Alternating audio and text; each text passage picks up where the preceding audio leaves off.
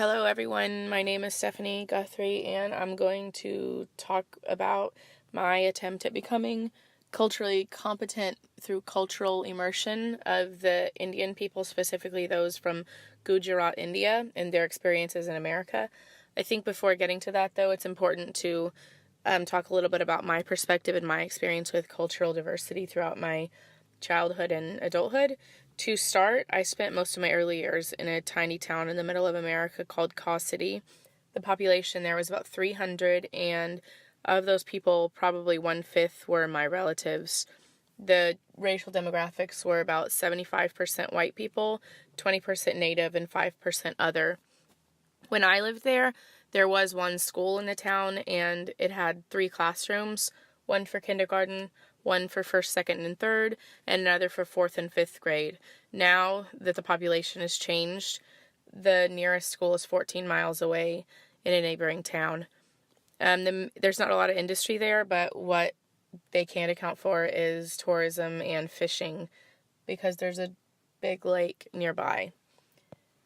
They call it a one-stop town, if you've ever heard that phrase, because there's literally one store there. That's where you can get anything you need unless you want to go to the bigger nearby city.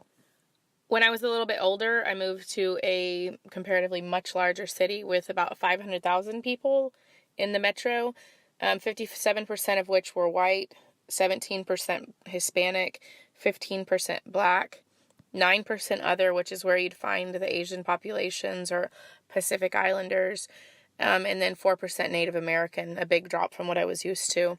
The city was huge in size, covering about 620 square miles, and in that area, it was very racially segregated and segregated by income as well. You could be poor and white and live on one side of the highway, and poor and black and live on the other side. Hispanic people generally kept to one part of town, and any other races or ethnicities were spread out within, but it was pretty much segregated by race and income. There were many schools, and schools as well as the neighborhoods were separated by income and race. I lived on a bordering neighborhood, so I ended up going to school with mostly black people, and because of race relations, schools in certain parts of the city suffered more than others, got better funding, better or worse funding, I should say, and pretty big differences in experience based on where you lived and where you went to school. Having said that, the overall experience wasn't completely negative, and there was at least access to education for most people in Oklahoma City. The industry there was much more varied than I had experienced in Kaw City, but still nothing compared to what I saw when I moved to California just 3 years ago. Here, it's like a whole new world. It's hard to explain until you've experienced it, but I try to tell people that it's like a different country here, and I don't mean that in a negative way, but you don't see culture like this in other parts of the country that I've lived. I also lived in Atlanta, and while it's certainly different than Oklahoma and the exposure to old cultures it offered, it's nothing like here. I try to tell people that you really can't understand the culture here unless you visit and spend some time here. It's really hard to explain. You find traditional and authentic culture here of many different countries, and I think especially with Indian people, they're able to maintain their native culture while assimilating some to American culture and enjoying both experiences. For the original topic, I interviewed someone who grew up in Gujarat, India, and the population there, surprisingly, is over 5 million people just in 180 square miles. There they have, in the state of Gujarat, 36,000 schools, which puts a school within 1 mile of, I think, every child I read. When they leave Gujarat, they leave for better opportunities in America, better educational opportunities and income or career opportunities. In somewhere like San Jose, you'll see over 6% of the city's population being Indian. That's considerable when you compare it to other places like where I grew up, and you have no Indian people to speak of.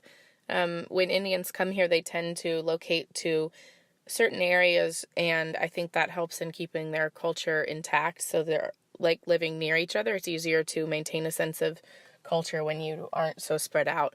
The Indians that do come here tend to have higher levels of education or attain higher levels of education once here.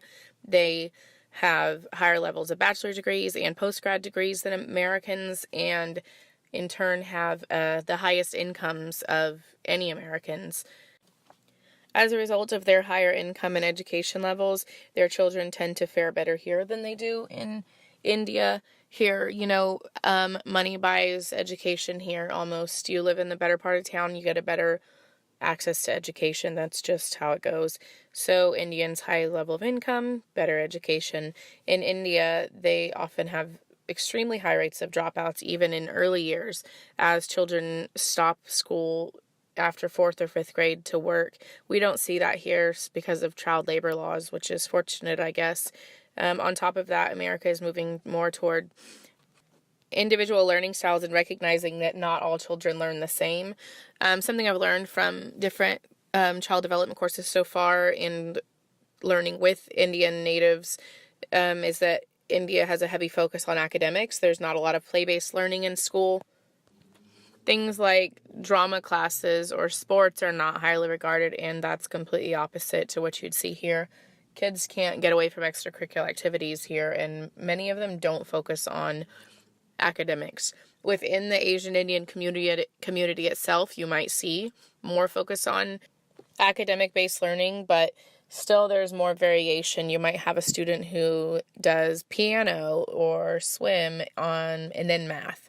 It's not just math, writing, and then more math. Reading about the dropout rates in India really concerned me and made me wonder what it would be like here without government intervention and the requirements for compulsory education at a certain age. And it varies by state, but at least when you're 6 years old, if you're not finding education outside of school in a homeschool setting or online setting, it's required that you are in school, and I think that's something we take for granted, perhaps. I learned so much through my interview with my neighbor, and I wish I could share it all in 10 minutes, but one of my favorite things was the Diwali celebrations.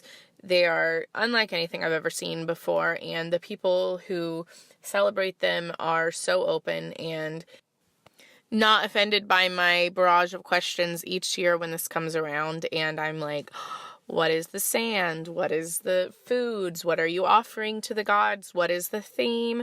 All of the questions I have because, as I've repeatedly mentioned, I have no exposure to this before moving here. Aside from all the exciting celebrations I got to learn about, I think it was interesting to learn about their family structures and how they're sometimes pretty similar to American traditional families, where you have the father who's the breadwinner, the mother who stays home and cares for the children. On top of that, though, respect for elders is more serious in the Indian culture. It doesn't have to just be grandparents or parents. It's people who are a day older than you are held to certain higher levels than what we would see in America. I think I realized that there's a lot more shame, or shame is taken more seriously in India, or at least from the person I interviewed. She mentioned feeling a great sense of obligation to maintain tradition and marry who her parents wanted her to marry in an arranged marriage. She had 2 other siblings who did not follow that path, and she mentioned her sister running away to Australia from India to hide the fact that she was marrying a Christian, not a Hindu person. Her brother also didn't follow the path that her parents would have hoped for. As the oldest daughter, it was her job to set an example for the younger siblings to follow, and even though she did that, you can't help what younger siblings do, and they didn't follow the path she had set for them. Another thing that interested me was their ability to connect with friends or maintain friendships over time that become more like family, since they don't have family here. The person I interviewed, I've spoken to her before and learned about these friends they've had, and they do things together that you do with your parents or your siblings, and I think that's so important to maintaining the culture. It's hard to explain everything I've learned through this project in a short 10-minute video and articulate it all properly, But I think everything I've learned here is going to continue to help me in the classroom as I work with children from kindergarten to sixth grade, and in relationships of my own, and in preparing my daughter for growing up in a place that's totally different than I experienced, and where she'll get to know cultures that I'm learning about too. So I think this was a really important assignment for me, and I've enjoyed doing it.